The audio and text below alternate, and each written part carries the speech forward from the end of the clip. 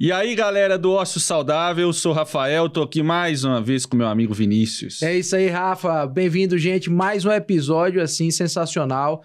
A gente vem se surpreendendo cada vez que passa, né, Rafa? Sim. Assim, o Ócio Saudável tá crescendo bastante e a gente... Graças a Deus. Então, tem que escrever pra tem que crescer, se inscrever no canal, curtir, né? compartilhar. Fazer um jabá aqui. Agradecendo a nossos ouvintes, quem Com está nos certeza. assistindo, né, pela audiência, e mandar para os amigos, que a gente sabe que toda vez que tem um convidado aqui, eles lembram, esse episódio alguém devia ouvir. Encaminha para esse amigo de vocês, né? É. A gente tá com um episódio aqui fantástico, nós vamos falar para vocês um pouquinho hoje do nosso convidado, né, Rafa? Sim, hoje Aleph Almeida. Aleph. Segundo ele, o nome dele veio da novela Olho por Olho. Olho por Olho, isso aí. Exatamente. Seja bem-vindo, Aleph, Obrigado. aos estúdios aqui Sim. do Ócio Saudável. Obrigado, um prazer estar aqui com vocês, batendo esse papo pra gente falar um pouquinho aí sobre empreendedorismo, sobre, enfim, minha história de vida e falar um pouquinho sobre tudo. Sinta-se em casa. É, exatamente. Obrigado. É que você tá em casa, fique tranquilo. Assim a gente aperta pouco, né, Rafa? Sim. E Vamos ver, vamos ver. E contador, né? Aleph? Você é formado na UESB, né? Isso. eu me E você formei. também fez uma Especialização. em finanças da faculdade de Guanambi, né? Isso. Eu me formei na UESB, né? Eu sou formado pela UESB em Contábeis, Ciências Contábeis, e fiz a especialização em Finanças e Controladoria pela Faculdade de Guanambi, né? Que foi uma área, assim, que me chamou a atenção. Sempre gostei desde a época da Mas faculdade. isso foi junto ou depois? Assim que eu terminei a faculdade. Um ano depois, terminei em 2017, 2018 já entrei logo na É novinho, Vinícius. especialização. É, rapaz, a gente tá ficando Nossa velho. senhora, eu fiz as Rafa. contas agora aqui, com vontade de chorar. Comecei cedo. 16 anos eu já tava lá na porta da UESB, ó. Mas antes de entrar na UES, como é que foi sua vida? Conta pra gente Você é natural de onde? sua trajetória e tal. Eu sou daqui de Conquista mesmo, nascido e criado aqui. E aí, assim, sempre morei aqui, né? Sempre estudei em escola pública e tal. E aí, mais ou menos ali no terceiro ano, ensino médio, né? Comecei a pensar que faculdade eu queria fazer. Aí, tava no terceiro ano ainda, aí gostava bastante de geografia, né? E aí, fiz o vestibular da UES e passei no meio do ano para geografia. Aí, tentei, fui na direção, falei assim, tem como eu encerrar aqui o terceiro ano antes para entrar na faculdade? Não deu certo, graças a Deus. Nada contra a geografia, mas, assim, acho que não seria um E caminho... muita gente consegue, né? Pois é, não sei porque que aconteceu na época que não deu certo, né? Mas tudo acontece por alguma razão, Com né? certeza. Com certeza, Então, sempre. E aí, no final do ano, passei em Contábeis. E aí, assim que terminei o terceiro ano, 3, 4 meses depois, já estava lá na porta da UESB. Inclusive, foi com 16 anos mesmo. Bem entrou novinho. nós. Rapaz, que bom. O ES que me dá saudades, porque eu fui de lá também, né? Vinícius formou lá. Fui Foi? aluno lá, fui da Bacana. primeira turma de medicina lá. Olha aí, tá vendo? Tenho muita saudade daquele campus. Como é que foi sua vida na UES? Conta pra gente aí. Pronto. Eu tive muita dificuldade no começo da UESB. Inclusive, no primeiro semestre, eu cheguei a, ir pra final em várias matérias, porque, como eu falei, né? Eu sempre estudei em escola pública, e escolas muito pequenas, inclusive, de bairro, né? E quando eu fui pra UESB, eu me deparei com outra rotina de estudos, né? A faculdade é totalmente diferente de ensino médio. E, eu sempre fui um aluno bom, mas eu tive muita dificuldade no começo, no primeiro semestre. E aí, mais passado isso, eu comecei a gostar bastante do curso. Eu tinha pesquisado bastante antes de começar. E, foi realmente o que eu esperava, né? As matérias, contábeis é um ramo muito diverso. Então, tem muitas áreas para onde você pode seguir. Então, eu gostei bastante do curso. E aí, comecei a participar de várias coisas, né? Participar de evento relacionado à área contábil. Fiz muito artigo, muito trabalho científico. Então, tudo que eu podia participar dentro do processo da faculdade, eu fui participando. E acho que no segundo ou terceiro semestre eu quis trazer um pouquinho da prática também, porque o que a gente aprende na faculdade é muito teórico, né? Principalmente na área contábil, porque a gente, as faculdades de contábeis, em sua maioria, muitas delas ainda têm muita teoria. E falta muita prática. Falta campo de prática? Muito. Principalmente, eu não sei... Por que você acha que essa dificuldade do campo de prática? Então, é porque, a área contábil, né, muitas vezes o que a gente aprende muita teoria na faculdade, só que hoje em dia muita coisa é digital, é informática, são sistemas, são programas, né, e muitas vezes a faculdade fica um pouco distante disso. Então, se você... é o que todo estudante de contábeis fala isso, que se você não fizer um estágio, se você não trabalhar na contabilidade, se você não praticar, você vai sair do curso e você não vai saber fazer nada, né? Então, é muito real isso. Eu senti muito isso. E eu agradeço muito eu ter tido essa oportunidade de praticar, né? Ter encontrado estágios, ter encontrado maneiras de praticar. Porque, realmente, assim, a gente aprende muito a teoria. Óbvio, a teoria é super importante e é o que dá a base pra gente tomar as decisões com clareza, fazer as coisas da maneira técnica, né? Da maneira que deve ser feita. Mas essa prática é super importante. Certo. Mas aí você formou, né? E você hoje exerce sua profissão muito voltada para a área de saúde, né? Isso. A parte de contábil. Mas lá, quando você pensou em algum momento isso, ou foi surgindo na sua vida? Foi realmente surgindo. Eu comecei, no terceiro semestre, comecei a estagiar na área contábil, né? Estagiava com a parte de faturamento, né? Até o comecinho da faculdade, eu trabalho desde os 15 anos, né? E aí já trabalhei em lojas de meu tio, vendendo roupa. Teve um período também que eu trabalhei na loja de imóveis. E aí eu magrinho desse jeito, né? Aí, assim, 10 quilos a menos, e aí eu ajudava a descarregar os móveis, embalar os sofás. Então, era bem puxado. E aí, logo depois desse período de imóveis, eu entrei na área contábil, trabalhei nessa empresa durante 4 anos e saí de lá no finalzinho da faculdade, que foi na época que eu estava escrevendo o TCC. E aí comecei a procurar, né? Fiquei ali recebendo seguro-desemprego em casa, mas focado no TCC. Meu TCC, modéstia à parte, foi um trabalho bem elaborado. E aí quando eu estava terminando a faculdade, estava realmente já na parte final, eu passei em uma seleção para trabalhar como coordenador financeiro em uma clínica médica.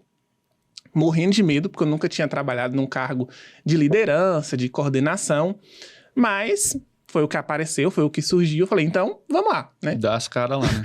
tem que dar a cara a tapa. E aí entrei, participei de todo esse processo de implantação da empresa aqui em Conquista, né? Toda essa estruturação financeira e comecei a gostar realmente. Comecei a ver que aquilo ali era muito promissor, comecei a me identificar com essa parte de finanças, de controladoria, de custos.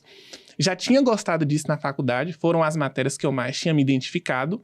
E aí foi quando eu resolvi começar a estudar para essa área, né? Então, foi quando eu fiz a especialização e comecei a fazer cursos voltados para a área de saúde, de gestão de custos na área de saúde. E a partir daí foi só... E você fez especialização aonde? A minha especialização, ela é pela Faculdade de Guanambi, mas é em parceria com a FASU, né? Que agora é a Faculdade do Sudoeste, aqui em Conquista. Eu vi você falando que ficou com medo quando recebeu o convite, né? De assumir ali um cargo de liderança e tal. Depois que você entrou e você se ambientou no cargo, olhando para trás, você entende que a faculdade te preparou para ser um líder ou não? Isso você aprendeu a exercer a liderança? Olha, com toda certeza eu aprendi.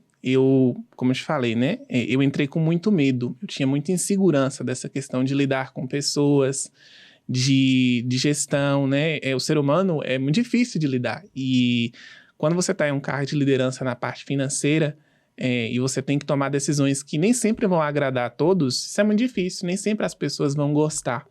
E ter que lidar, né, com o fato de as pessoas às vezes não gostarem das decisões que você toma, era um receio muito grande. Então, assim, na faculdade, eu tive matérias e professores muito bons que trouxeram, assim, um arcabouço muito grande para mim. Uma visão técnica. Isso. O ensino lá é tradicional? Professor dando aula e o aluno ali sentado aprendendo? Na maioria das matérias, sim. Inclusive, o meu TCC ele foi voltado para a parte de educação contábil. E um dos tópicos que eu abordei foi essa questão de ludicidade no ensino. Né? Falta muito essa questão da ludicidade no ensino contábil. Então, as matérias são muito técnicas e, às vezes, assim, o curso é à noite na UESB. Então, a maioria das pessoas que estão lá trabalham o dia todo, como era meu caso, né? Chegam lá já cansadas. Porque é uma coisa que a gente fala muito aqui no nosso podcast, falando de empreender e não de ser líder, que no nosso caso, na Faculdade de Medicina, não prepara o aluno para empreender, para essa questão de negócio. Gestão, né? Sim. Porém, de outro ângulo de visão, falando da questão de liderança, as metodologias ativas hoje, elas preparam o aluno para esse mundo. Ou tem esse objetivo, né? Exatamente. O aluno, ele está no centro do aprendizado. Sim. Então, o aluno ele é responsável por aquilo, dá aula, não sei o quê. E isso prepara... Aí, o nosso aluno hoje da medicina, ele sai mais preparado para esses cargos de liderança. Eu acho que para os outros cursos falta um pouco disso, né? Foi o seu TCC, né? Sim. Exatamente essa parte de ludicidade na educação e trazer essas metodologias que façam com que a pessoa consiga, mesmo dentro da sala de aula, trazer um pouco de prática, né? Experimentar aquela situação, né? Viver essa experiência e ter aquele sentimento para que ela possa realmente internalizar aquele conhecimento. E você teve que começar a liderar, né? Você Sim. pegou a área que talvez você não tinha sido formação, que foi RH. Você fez algum curso, se preparou para isso ou foi... Pronto. Dentro dessa especialização que eu fiz, né? O título dela é Finanças e Controladoria. E a controladoria, ela acaba trabalhando um pouco com essa questão de gestão de pessoal, que inclusive hoje é uma das minhas áreas de atuação, uma das minhas maiores áreas de atuação. Então, a gente teve algumas matérias, mas realmente o maior aprendizado foi o dia a dia. Foi a prática, foi aprender, foi errar, foi acertar. E aos poucos eu fui também fazendo... cheguei a fazer mais recentemente um outro curso também voltado para essa parte de liderança. Então, acho que é um aprendizado diário. Todos os dias, assim, você... erra, você acerta. Lidar com o ser humano é muito difícil também, então... Mas aos poucos a gente vai aprendendo e conseguindo chegar lá. E você hoje tem uma empresa, né? Fala Isso. mais dela, né? Eu tenho Pronto. Qual é o nome mesmo? Na verdade, eu tenho duas empresas, né? Empreendedor também a financeira é uma... A Doni, né? A Doni, ela surgiu em 2000 e... Na verdade, ela surgiu oficialmente no meio do ano passado, comecinho do ano passado, né? E ela é uma empresa voltada especificamente para essa parte de gestão administrativa, de gestão financeira, com base na metodologia de gestão de projetos, né? Mas não é só para a área de saúde, ou você... Hoje em dia eu atuo especificamente na área de saúde, porque é a área onde eu tenho esse maior conhecimento, esse maior domínio. Então, atualmente a gente tem esse foco especificamente na área de saúde. E com esse foco na metodologia de gestão de projetos, né? Eu fiz uma formação em gestão de projetos pela FGV, né? Que é a Getúlio Vargas. E foi algo assim que agregou muito para mim, mudou muito a minha visão de como implantar processos. GP, né? Eu fiz o MBA da FGV de Executivo de Saúde. Sim. Aí o início é só... É mesmo, você fica encantado com essa parte de GP da FGV. Essa questão de gerenciar projetos, de metodologias ágeis, é algo assim que tem revolucionado toda a questão administrativa, de gestão, e você consegue ver as coisas acontecendo. Você consegue criar todo um planejamento do que é para acontecer, acompanhar aquele planejamento, né, traçar, ter métricas, ter indicadores, isso é muito importante, né? E uma coisa que vocês falaram que é interessante... por exemplo, essa questão do médico, né? Na área de saúde. Muitos médicos, né, criam ali seu consultório, sua clínica, mas não tem essa visão de gestão. Tem a visão do profissional enquanto médico. Ele pensa em ganhar o CPF, ele não sabe se a clínica está se bancando. Sim, e é muito importante, né, ter essa diferenciação. É o princípio da entidade que tem na contabilidade, né? Que é separar o patrimônio do sócio do patrimônio da empresa. E muitas vezes a administração familiar, né? A galera mistura tudo, né? Sim. Não, ele pega o dinheiro a consultório, a clínica esse mês deu tanto. Aí alguém que é da família que tem o controle vai lá e compra roupa pros meninos. Paga a fatura de meu cartão. Aí já não sabe o dinheiro que era pra lá. Nossa. Sim, né? Esse é muito comum. O contador fica doido, né? Aí quando vai fazer o fechamento lá das contas, o que é essa fatura do cartão não aqui fecha. No meio? Quem comprou esse brinquedo aqui? O que esse brinquedo tem a ver aqui com caixa da empresa, né? E isso é muito comum e é muito importante ter essa separação do patrimônio. Agora, eu tô vendo assim, que eu tenho, né, uma empresa, gosto muito dela, mas eu vejo que você tem uma coisa que talvez é diferente, talvez o seu cliente que te procure, que é essa questão do projeto, né? Você tem métricas, indicadores, né? Que não é muito do contador te oferecer isso para o cliente, né? Ele vai oferecer a parte contábil, mas essa aí é um coisa... É um plus, né? Sim. Eu até me interessei mais nessa. Acaba sendo um diferencial, né? Hoje em dia a contabilidade, né? eu nunca fui muito da área de escritório, porque eu acho algo muito, assim, maçante, algo muito, assim, de rotina, e eu gosto de mudar, gosto de fazer uma coisa que hoje, amanhã já tá fazendo outra, gosto sempre de ir atrás de coisas novas.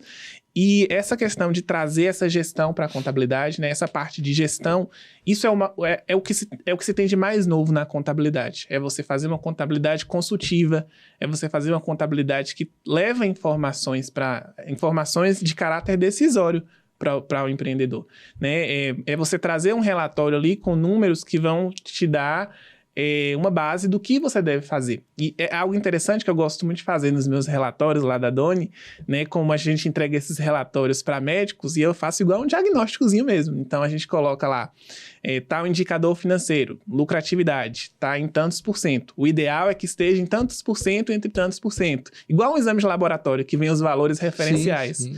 Ah, não tá bacana? O que a gente pode fazer para melhorar? Né, já com as sugestões do que deve ser feito para melhorar. Então, quando você tem esses indicadores claros da empresa, né, eu geralmente costumo fazer um painel de indicadores. Quando você tem esses indicadores claros, você consegue tomar as decisões, né, de forma mais assertiva, né, tomar as decisões da forma que vão levar ao melhor resultado. Sim. E o sistema é todo criado por vocês ou... Pronto. A gente costuma utilizar as bases de dados da própria empresa, né? E a gente transforma esses dados, né?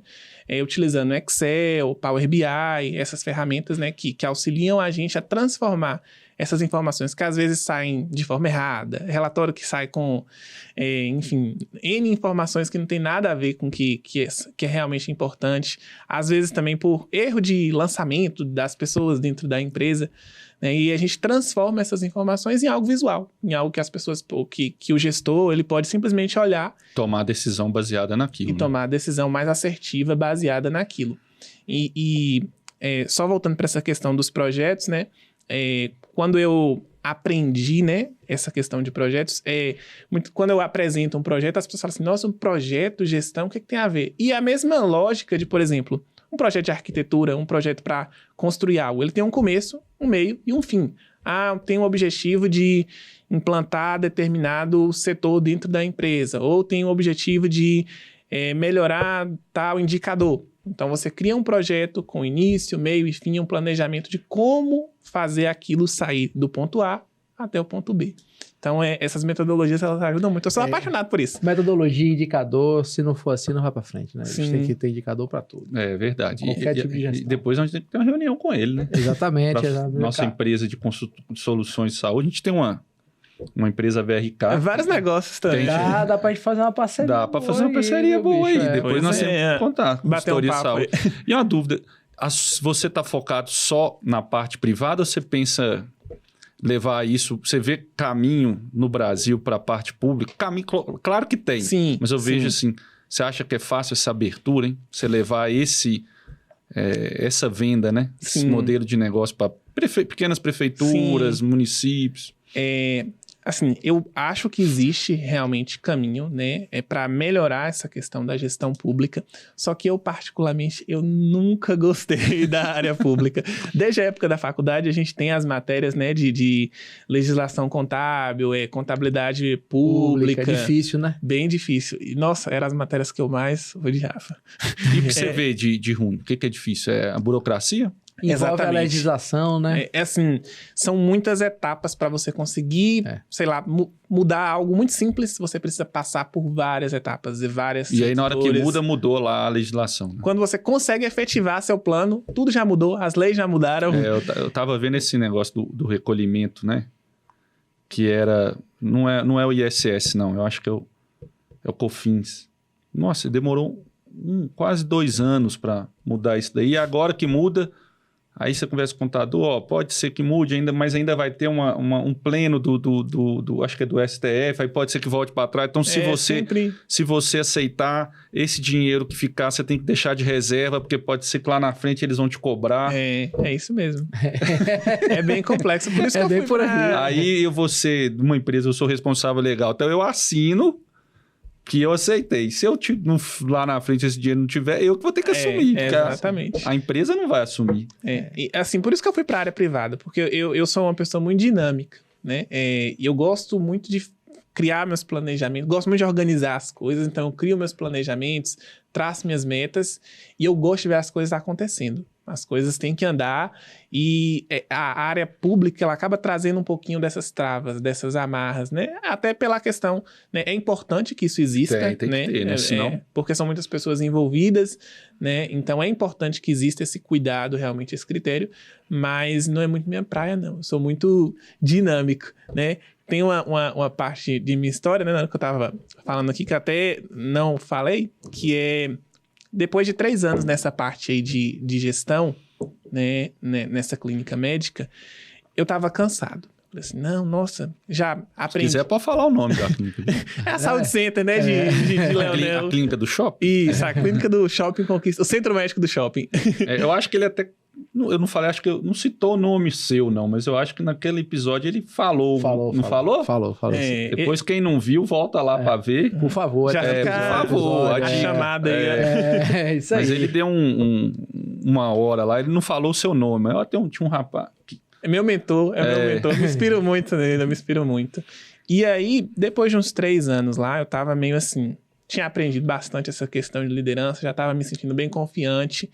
Só que pra mim eu tava um pouquinho cansado. Falei assim, não, quero mudar, quero fazer uma coisa diferente, quero expandir os horizontes.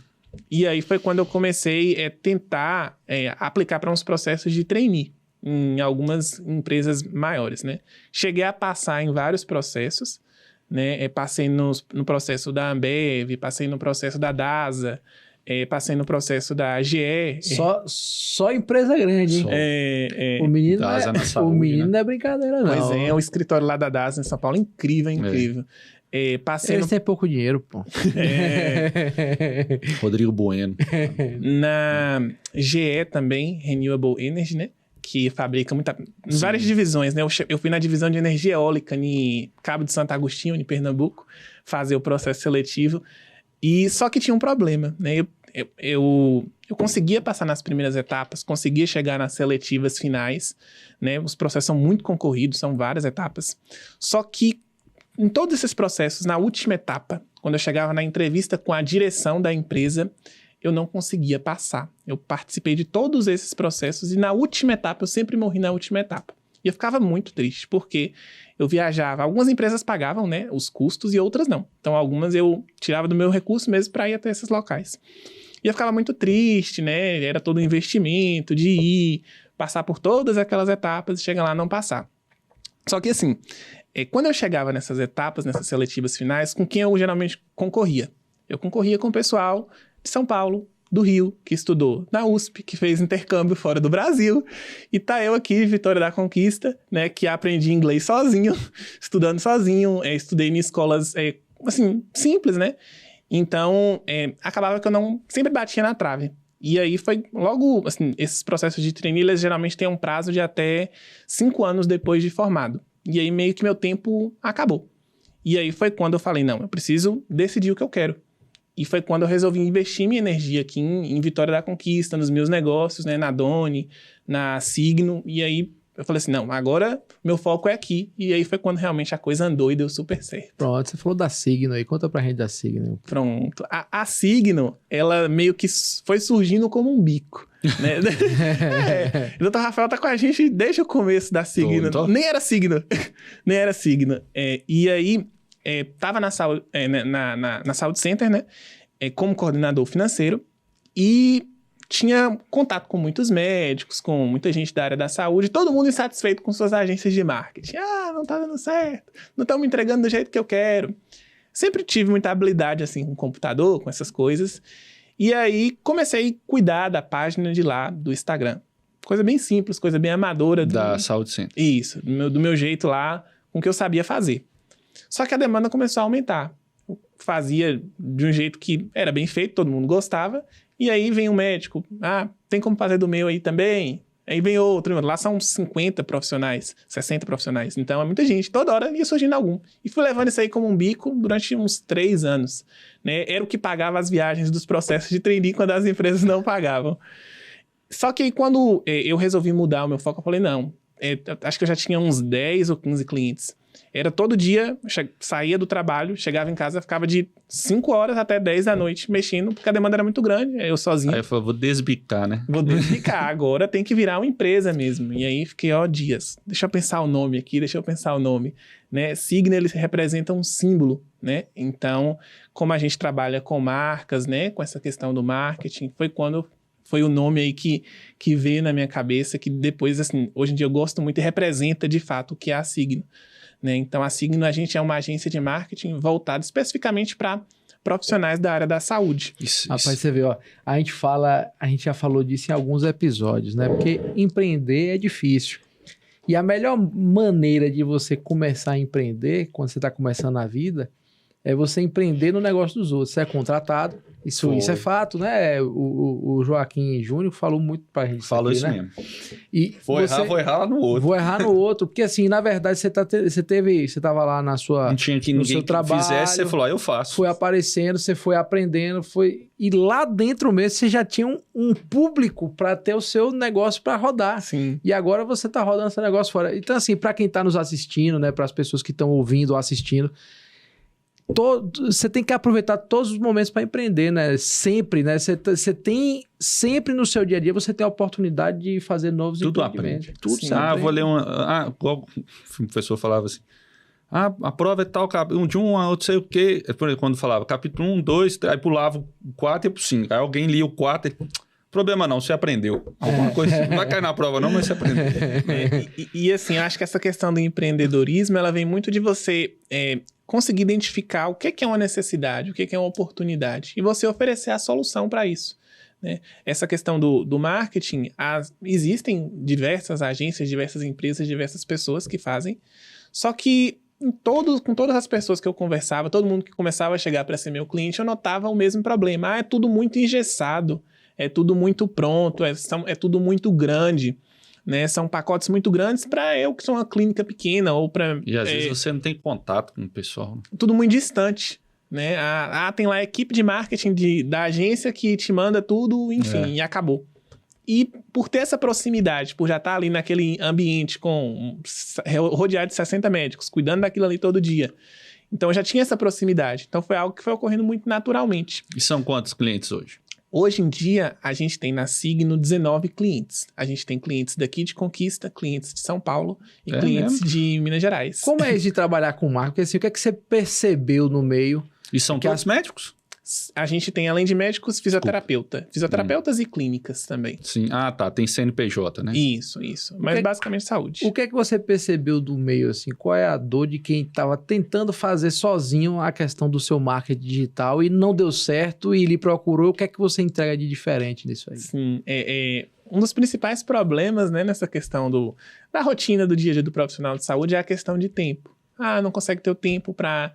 Fala, vou começar. Aí faz um post e acabou, né?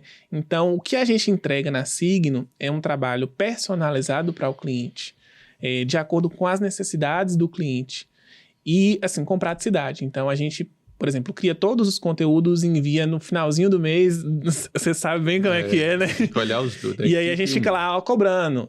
Vamos lá, dá uma olhadinha aí, não olhou ainda, né? Esses lembretes ali para o profissional. E trabalhar também de uma forma estratégica, né? A gente tem essa curadoria de conteúdo, então a gente busca os conteúdos, tenta buscar os conteúdos em fontes mais seguras, nas fontes mais seguras possíveis e trazer conteúdos estratégicos. Então, tem muito cliente que tem dificuldade com a questão de gravar um vídeo ou criar um conteúdo para um post. Então, a gente sempre busca entender como é que está funcionando o algoritmo do Instagram, quais são as principais estratégias para entregar algo estratégico para o cliente, adaptado para as necessidades dele, algo personalizado e que consiga se comunicar com o público. Mas vocês fazem tráfego pago? Tráfego é uma das áreas que a gente tem um setor dentro da agência que cuida, a gente tem um parceiro, mas a gente especificamente não faz. A gente cria os criativos, a gente faz o copy, né, que é aquela parte da legenda, né, toda essa parte para envolver ali o público, mas a gestão do tráfego em específico, a gente tem parceiros dentro da agência que faz isso. Hoje em dia, na Signo, a gente tem, além de mim, tem 3 pessoas que trabalham junto comigo. Então, aos poucos, a gente foi... Vai estruturando, né? A empresa vai crescendo, né? Vai gerando riqueza, Você vê gerando que emprego. empreender é isso, né? Você vai gerando necessidade, você gera emprego, dá oportunidade a outras pessoas, né? Empreender é muito bacana, né? O Aleph, como é que sua relação, até pra gente lembrar o episódio de Luiz Felipe, né? Sim, advogado, ele é um advogado focado na área médica e a gente sabe como é hoje, né? Sim. As questões de Lei Geral de Proteção de Dados, o próprio CFM. A alegação do CFM. Né? E a gente vê muito médico médica, fazendo né? mídia, eu quero pôr eu operando. Como é que você lida isso? Porque a gente sabe que tem muita coisa que não pode, antes, depois. O médico te pressiona, como é que eu falo? Ô, doutor, segura a mão aí. Não pode. A gente, hoje em dia, né, com essa carteira de clientes, a gente tem cliente de todo tipo de especialidade. Então, a gente tem cirurgião torácica, a gente tem ginecologista, a gente tem a galera de fisioterapia, a gente tem muita clínica.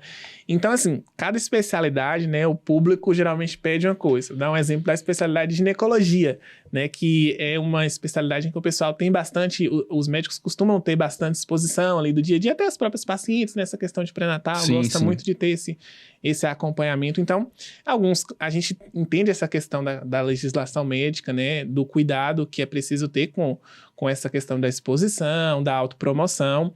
E a gente dá os aconselhamentos. Tem umas coisas que até o próprio Instagram corta, né? Sim, automaticamente, ele já não... Postagem também com essa questão de muito sangue, o próprio Instagram ele restringe, né? Tanto no story como no feed, ele costuma marcar como conteúdo sensível. Então, a gente costuma, nas reuniões que a gente faz, aconselhar, determinado conteúdo não é tão bom postar assim, toma mais cuidado. Isso aí tá muito sensível, pode ser que nem todo mundo... Para você é algo comum, você tá ali... vendo todo dia, mas para uma pessoa que não está acostumada com aquilo ali, aquela imagem é chocante, né? Ver uma patologia. E a questão jurídica, né? Que pode levar também, né? Com certeza, a gente vê cada absurdo na internet de colega postando coisa que não é para postar, bicho. É um negócio absurdo, tem que ser denunciado, né? Infelizmente, ou felizmente, tem que denunciar. E assim, a gente aconselha o cliente quando está indo por um caminho de muita autopromoção, ou de usar imagens que talvez são muito sensíveis, né? Ter esse cuidado com a imagem. Obviamente, se a pessoa optar por... os riscos são meus, eu quero postar isso, eu quero postar... Isso a gente não impede, né? A gente dá o aconselhamento, a gente orienta com base nessa questão da legislação, do código de ética, mas fica a critério do profissional seguir com aquilo ali ou não. Agora, você está falando aí, o Instagram ele tem um pouco de filtro, né? E praticamente vocês mexem só com o Instagram. Sim. E como é que você vê aí? Porque a gente sabe que tá aí e ela tá pegando, né? O TikTok para a área médica. Porque o TikTok, ele não tem... Eu não tenho TikTok. Fazendo a dancinha. Não sei se você tem. Mas ele não tem muito filtro não, né? Sim. Parece que pode... Tem muita coisa ali que a gente não vê no Instagram. Eu não tenho. Mas às vezes eu vejo que... Minha mulher me mostra uns vídeos. O próprio Instagram, ele tá meio que tentando se transformar no TikTok. Porque com a concorrência né? tá pegando, né? Sim, pra eles. Sim. Assim... Você acha que o TikTok vai ser uma ferramenta pro médico também? Porque eu não vejo muito médico no TikTok. Pode ser que eu esteja enganado. Talvez, como você não procure o médico no TikTok, o algoritmo não te entregue isso. Verdade. No primeiro dia que você procurar lá alguma coisa com hashtag médico, no dia seguinte vai estar cheio de vídeo. Então já tem muito médico também. Tem. E tem de todo o perfil. Tem aquele médico que vai fazer aquela dancinha. Isso. Sem comentário. Eu acho que vou ser sincero. Eu não faço. Também não vou falar, critico quem faça, né? É o público. Porque ninguém, eu não sou o dono da razão.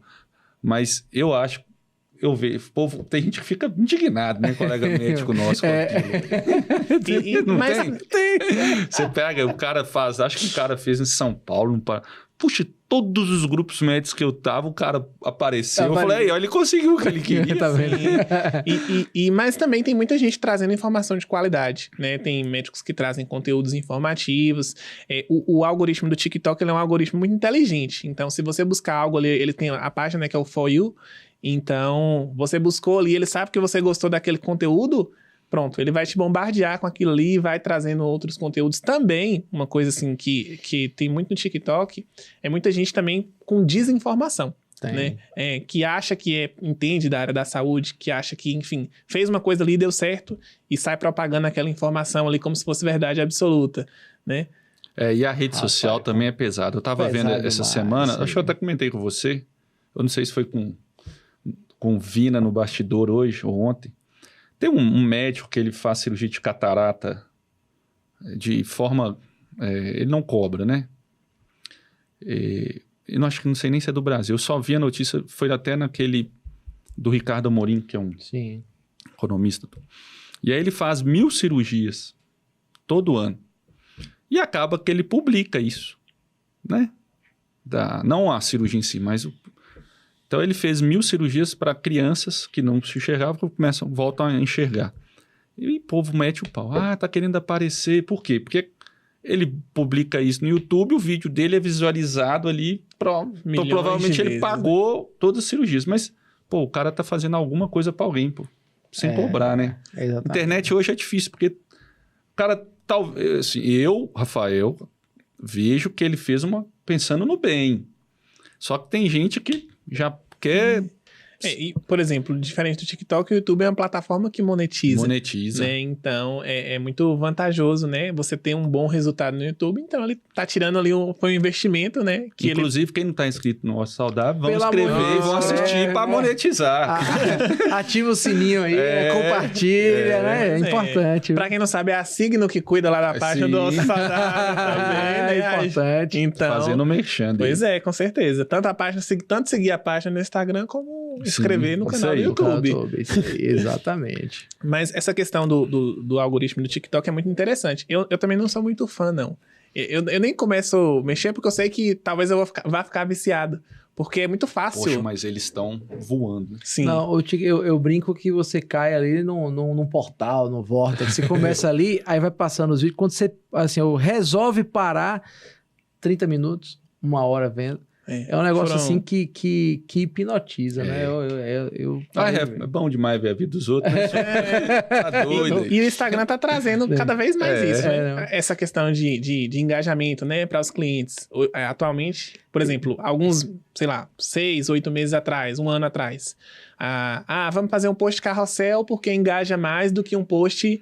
fixo. Então explica aí, o carrossel é aquele que vem as fotinhas. Isso, que tem várias fotinhas. Já tá ficando ultrapassado. Agora tem que ser o Reels. Não, muda muito rápido. Muda, Falando de TikTok, eu vejo muita pegadinha, Eu vejo muito Toninho Tornado, é engraçado demais. Eu fico rindo sozinho, cara.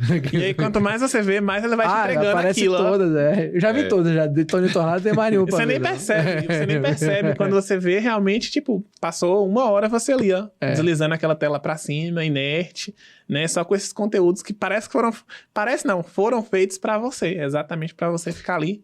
Mas aí tem uma discussão até grande nisso aí. Eu lembro, isso foi uma discussão que a gente teve em casa com as sobrinhas nossas e tal, sei o que elas vieram discutir algum ponto de vista, dizendo que é como se fosse uma verdade absoluta, porque elas estavam vendo aquilo no TikTok. E a gente foi explicar para elas, é o seguinte... Isso aí é um algoritmo. Você tá vendo o que você gosta de ver. E ele te joga isso. Mas existe o outro lado. Existem outras opiniões. A gente foi mostrar. Então, a gente é um negócio que a gente tem que ter cuidado também, até para orientar. Eu tava vendo um post de uma colega pediatra sobre isso. Porque acaba que o algoritmo vai te fazer ver o que você quer. Sim, exatamente. E aí sua opinião fica ali, né? Sim, essa questão. Eu acho muito engraçado isso. Por exemplo... às vezes eu faço essa experiência de... o próprio Facebook, né? Eu tenho ali minha página do Facebook, o que eu tô passando ali, interessante pra mim. Eu pego o celular da minha mãe e abro assim, aí você vê coisas totalmente diferentes. Né? E pra ela aquilo ali, nossa, que site legal, né? Sem entrar no tema política, mas até a polarização da política foi muito utilizada. Uma parte disso aí vem dessa questão da utilização do algoritmo em redes sociais, né? Sim. Tanto pro lado quanto pro outro. Então, aí tem que ter cuidado com essas coisas. Quanto mais você vai para um lado da visão, você vai ver mais coisas relacionadas àquilo. Quando você vai pro outro. E a gente acaba se fechando em bolhas, né? A gente só vê aquilo ali que é interessante pra gente. Muito preocupante. Você que é contador, conta pra gente aí, é uma pergunta que a gente sempre faz. Tem que contar, né? Contar a história. Meus pais são contadores, né? Eu cresci sendo office boy do escritório do meu pai, então conheço um pouquinho mais de escritório, da parte Os livros contábeis, assim, é gigante. Levar o balanço. Fechar um balanço. Meu pai fala isso, quero ver você fechar um balanço na mão grande. Nossa, fala de fechar o balanço não, porque na faculdade, assim, nas provas, ó, quando o balanço não batia, aí começava a suar. Um centavo lá em cima. Aí começa a suar frio, assim. Né? Aí um centavo. sabe, o bicho, o negócio é pesado. Quando o ativo não baixa com o passivo, já dá o desespero. Aí, já fiz. Aí tem umas lojas no Brasil que... Aconteceu isso. Com certeza. E foi só uma coisinha pequena. Não foi coisa pequena assim, não. Um dia Não foi um centavo. Não foi um centavo, não. Do nada o contador tava lá assim, nossa. Uai, não bateu. Não vi. Como assim? Acho que a calculadora não bateu esse número aqui. Mas você que é da área contábil e lidar diretamente com empresas, você acha que a gente vive num ambiente favorável ao empreendedorismo do ponto de vista de legislação, de tributos? Qual é a sua visão em relação a isso? E também quando você começou a abrir sua empresa agora, e aí? Sim. Nossa, é muito complexo isso. É muito difícil empreender. Essa questão de legislações, principalmente para o pequeno empreendedor. Né? Empresas grandes que têm mais recursos, que têm muito acesso a fundo, acesso a empréstimo, acesso a recursos, as coisas são até um pouco mais fáceis de lidar. Só que para o pequeno empreendedor, né, pequeno, médio empreendedor, é muito difícil ter acesso a recursos. É uma burocracia para conseguir. Muito burocrático. A questão de legislação, são muitas travas, muitas barreiras para você conseguir estabilizar seu negócio, para você entender a legislação. É muito difícil, cada dia é uma legislação nova, são regras de diversos órgãos diferentes. Muitas vezes as informações elas não se conversam entre si, então você recebe uma diretriz de um órgão, recebe uma diretriz de outro órgão, fica sem saber. E o órgão não sabe nem o que o outro está fazendo, né? Sim. E é uma entidade, o governo. Sim. Então, essa é uma questão da gestão pública, inclusive, que falta, que é algo que tem melhorado, mas, assim, interligar as informações entre os sistemas, entre os órgãos. Então, essa questão das dificuldades de comunicação, né, que vem do setor público, dessa questão das barreiras, acaba atrapalhando muito, né, o crescimento das empresas, essa questão de você conseguir se organizar e conseguir, enfim, dar um andamento ao seu negócio. Eu, assim... Como eu tenho essa questão dessa formação em contabilidade, já tenho esse conhecimento, para eu estabelecer as minhas empresas, eu consegui me organizar tranquilamente porque eu já conheço. Mas qualquer outro empreendedor que não tenha essa base, é muito difícil conseguir empreender. A gente vê o que não veio, por exemplo, o empreendedor que é médico. Nossa Senhora, eles mesmos falam, eu me joguei... pulei num buraco escuro aí e vi o que dá. Vai ver o que dá.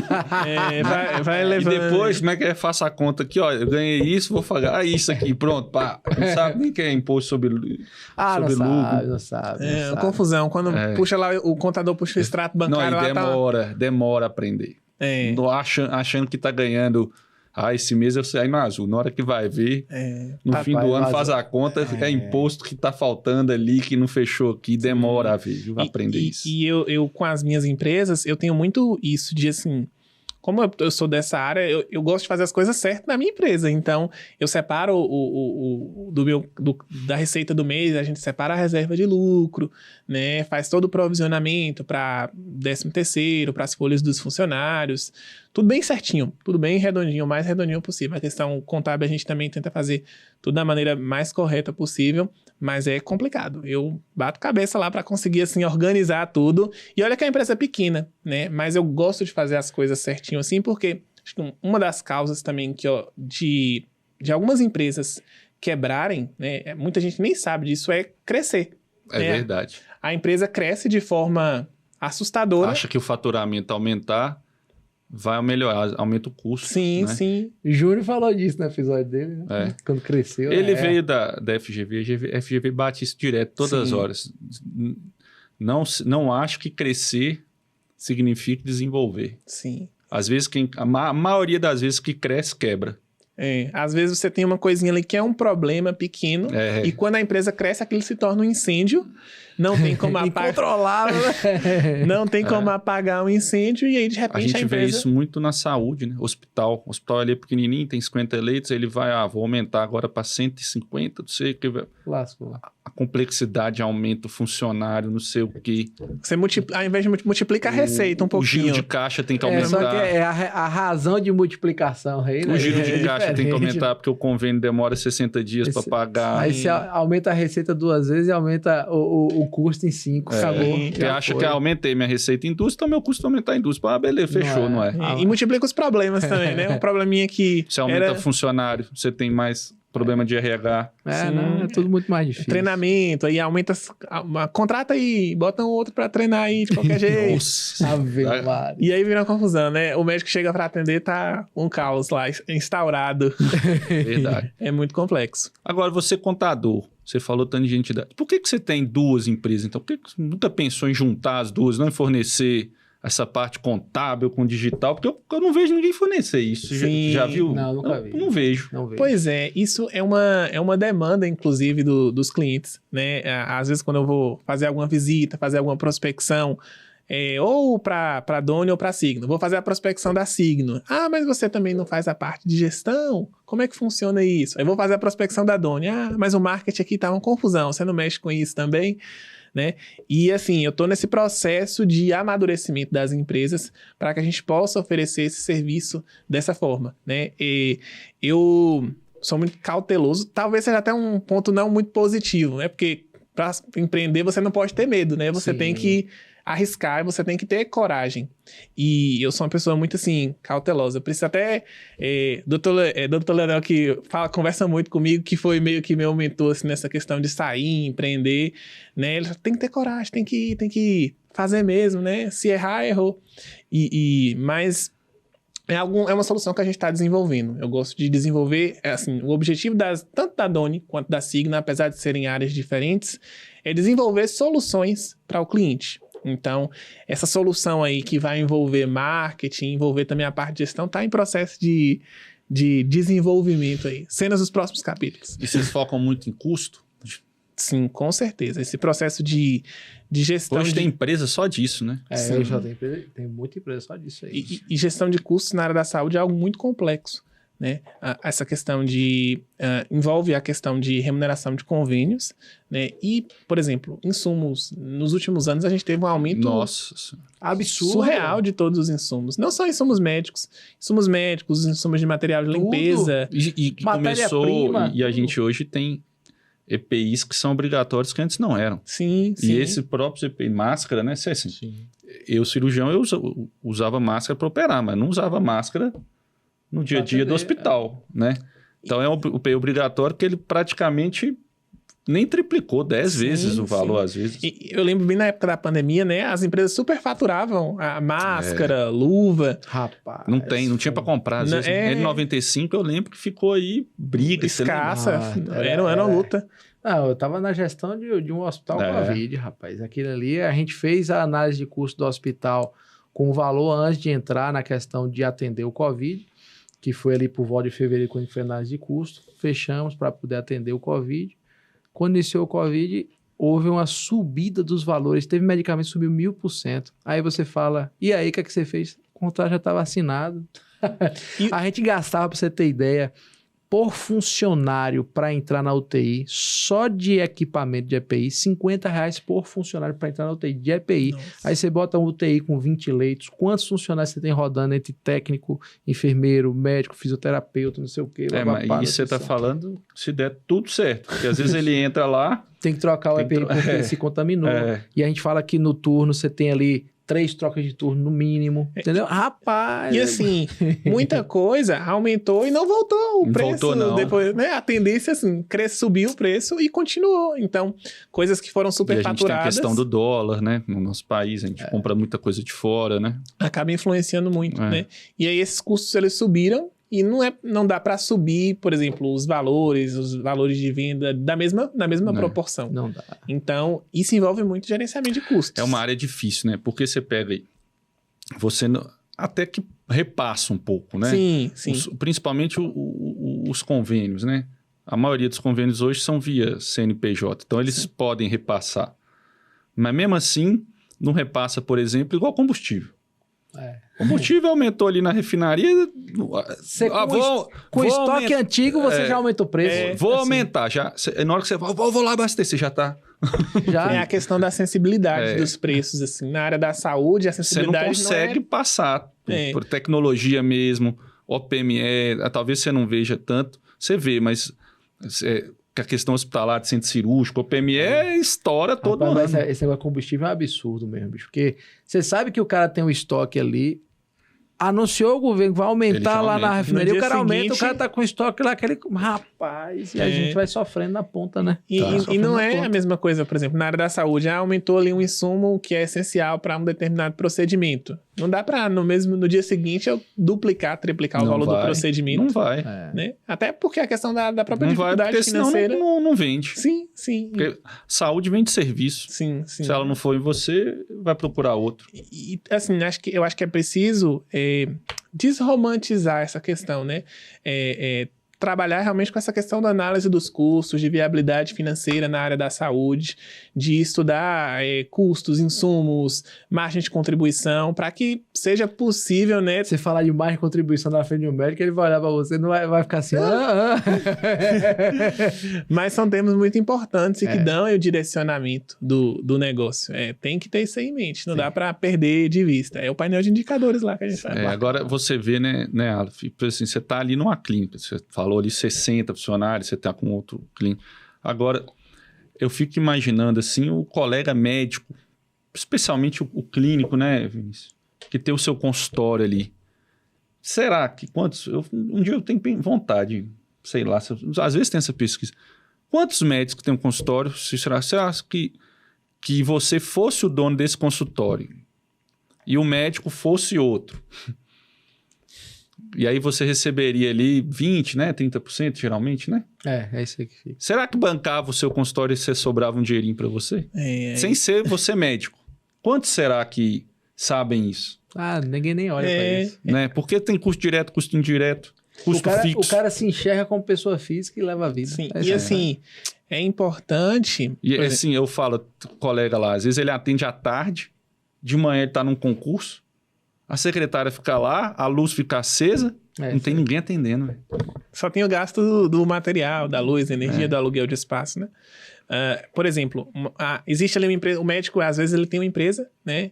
E aí ele consegue ali rentabilizar aquele consultório.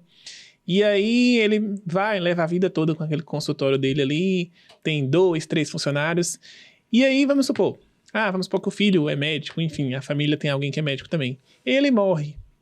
E aí o consultório acabou, a marca acabou. Acabou. Porque não é uma empresa. Isso é o que mais tem. É o que mais tem. Né? Sei. E eu vou te falar, porque eu acho que vai ser muito difícil mudar. Né? Aí que entram esses processos de gestão, de você profissionalizar a empresa, de você ter processos, de você saber como as coisas funcionam, de você ter checklists de como as coisas devem ser feitas, para que, em sua ausência, a empresa possa andar sem você. Né? E isso aí é a base. É super importante. Porque, igual você falou, por exemplo, vamos supor que o cara tem uma empresa que ele vende plástico. Ele morreu, a família pode pegar e vender a empresa, não quer assumir. Um colega, por exemplo, ele é cirurgião plástico, tem um consultório dele. A empresa é ele, morreu, ele morreu, a família vai fazer o quê? Rafa, você quer pegar aqui a maca de... Tô vendendo ela pra você. Ninguém vai lá e compra o consultório. Só vende os pedaços, né? E aí depois o cara que é dono aluga. Isso aí. Vende a cadeira, vende o móvel, vende a máquina, vende o aparelho de ultrassom. Ô, Aleph, a gente tá chegando ao final, mas ainda tem um quadro. Sim. Um quadro bacana, né? O nosso podcast é uma saudável, né? A gente sabe que em meio a tanto trabalho, tanta discussão de imposto, número, né? Balanço para fechar, você tem que ter um momento de distração. A gente sabe que o ócio, a distração, o descanso combina com um bom café, né? Lembrar do nosso café, o Reserva do Vale. Com certeza. Vai ganhar um brinde. Vai ganhar o brinde, vai levar o Drip Coffee pra casa. Olha! É isso aí. E aí a gente vai começar um quadro que é Define o Seu Ócio. A gente vai fazer uma pergunta e você vai responder, né? Uma frase, uma palavra. Exatamente. Conta pra gente aí um hobby seu. Música. Eu não sei cantar, nem tocar nenhum instrumento, mas eu sou apaixonado por música, é o tempo todo. Então, já aproveitando uma música. Uma música. Tem uma música que eu gosto muito que se chama Fortaleza, de Castelo Branco. Uma banda ou cantor? E vou falar uma cantora aqui que ninguém conhece. Quer dizer, muita gente conhece, mas é de fora do Brasil. Carly Rae Jepsen. O cara é refinado. Não é do meu nível, não. Não coloquem muitas expectativas, Não é do meu...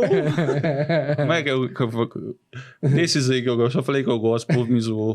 João Gomes. É muito... O inglês veio assim, com as músicas. Eu peguei carona hoje com o Rafael pra vir pra cá, ele tava ouvindo Caneta Azul. Não, mentira. Como é que é o nome? Você que sabe o nome Manuel. dele? Não. Bota um rock Mas internacional. Ele tá fazendo sucesso, galera. Eu tô acompanhando. Ele tá massa. O Thierry gravou aí uma música pra ele, pô. Teve visualização. O cara teve mais de 1 milhão de visualizações no primeiro dia. Tem uma música Lá Ele. Cada um tem seu gosto, né? Não, tem público pra tudo aí, né? Não é crítica, na verdade. Um filme ou uma série? Um filme... Efeito Borboleta.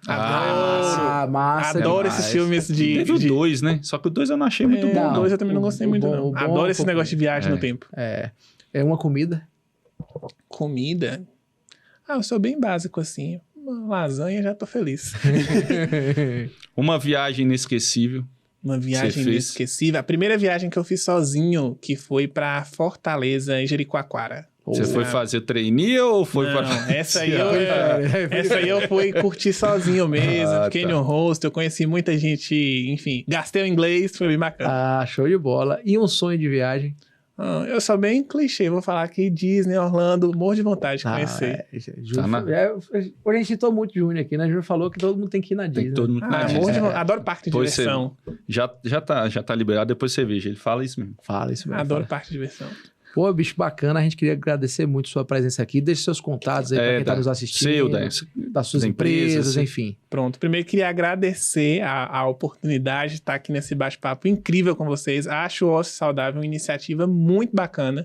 Também faz parte dessa questão de empreendedorismo, né, de inovação. Então, é super bacana ter essas iniciativas aqui em nossa região sudoeste, que é super promissora.